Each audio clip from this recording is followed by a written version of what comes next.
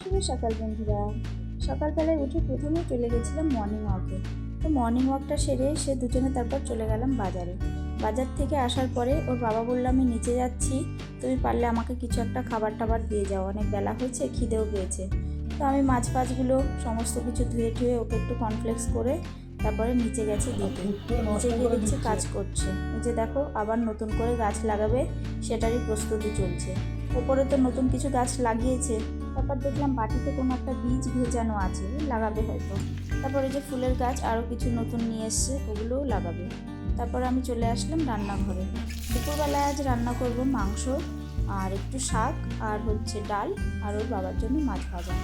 বাস হয়ে যাবে, ওর বাবা তো মাংস খায় না। আর এদিকে বসিয়ে দিয়েছি চিংড়ি দিয়ে টক পালং, ওদিকে মাছটা ভাজা হচ্ছে। তারপর খাওয়া দাওয়া সেরে দুপুরবেলা একটু রেস্ট নিয়ে নিলাম। আমি যতটা পারি কাজগুলো গুছিয়ে রাখার চেষ্টা করি। আমি চেষ্টা করি রবিবারে যাতে সারা সপ্তাহের জিনিসগুলো আমি একবারে তুলে নিতে পারি। তুলে নিলে কি হয়, আমার বারবার দোকানে বা বাজারে যেতে হয় না, ভালো হয়, আমার একটু সুবিধা হয়।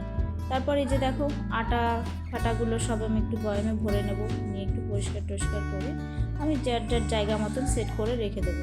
রেখে দেওয়ার পরে ছেলে বলছে, মা একটু পাঁপড় ভেজে দাও না, সন্ধ্যা লেগেছে, কিছু খেতে ইচ্ছে হচ্ছে আমার। তো ওকে একটু পাঁপড় ভাজা করে দিয়ে আমি চলে গেছিলাম রাস্তার দিকে। রাস্তার দিকে গিয়ে দেখি এই যে ইনি খুব কোলে বসে বসে আদর খাচ্ছে। তো আমি বললাম, এত ডাকছি, ডাক তো শুনছেই না, চোখও খুলছে না।